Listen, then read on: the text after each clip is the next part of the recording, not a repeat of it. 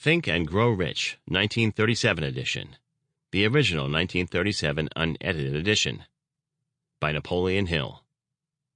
This audio is protected by copyright, all rights reserved.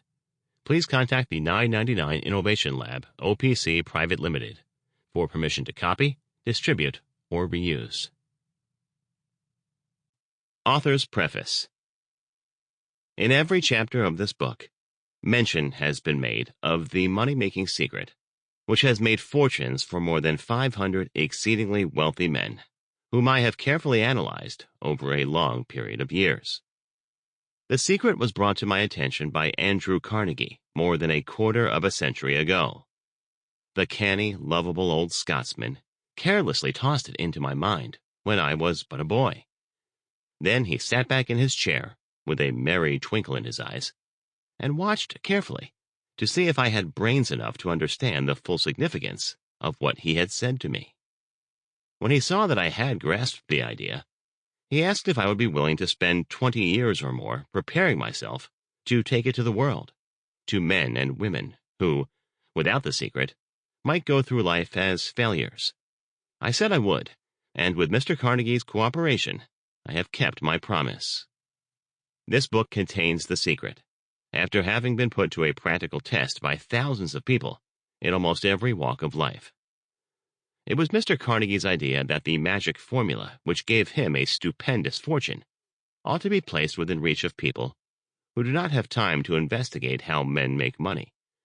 And it was his hope that I might test and demonstrate the soundness of the formula through the experience of men and women in every calling. He believed the formula should be taught in all public schools and colleges, and expressed the opinion that if it were properly taught, it would so revolutionize the entire educational system that the time spent in school could be reduced to less than half. His experience with Charles M. Schwab and other young men of Mr. Schwab's type convinced Mr. Carnegie that much of that which is taught in the schools is of no value whatsoever in connection with the business of earning a living or accumulating riches. He had arrived at this decision because he had taken into his business one young man after another, many of them with but little schooling, and by coaching them in the use of this formula, developed in them rare leadership. Moreover, his coaching made fortunes for every one of them who followed his instructions.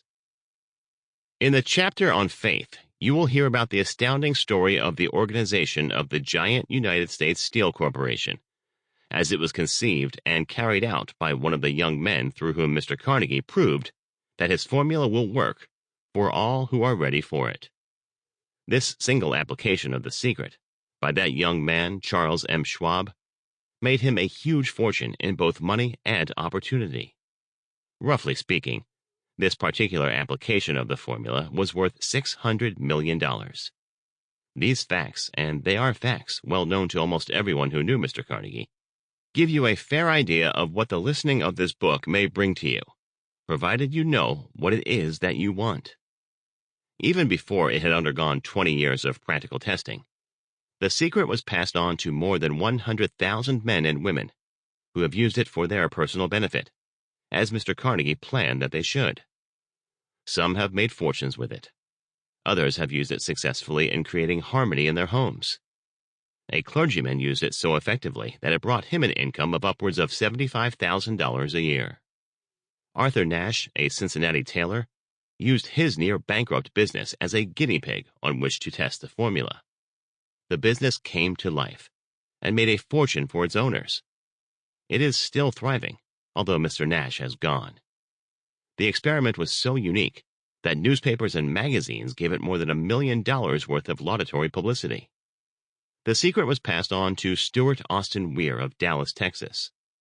He was ready for it, so ready that he gave up his profession and studied law. Did he succeed?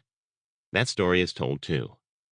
I gave the secret to Jennings Randolph the day he graduated from college, and he has used it so successfully that he is now serving his third term as a member of Congress, with an excellent opportunity to keep on using it until it carries him to the White House. While serving as advertising manager of the LaSalle Extension University, when it was little more than a name, I had the privilege of seeing J.G. Chaplin, president of the university, Sample complete. Ready to continue?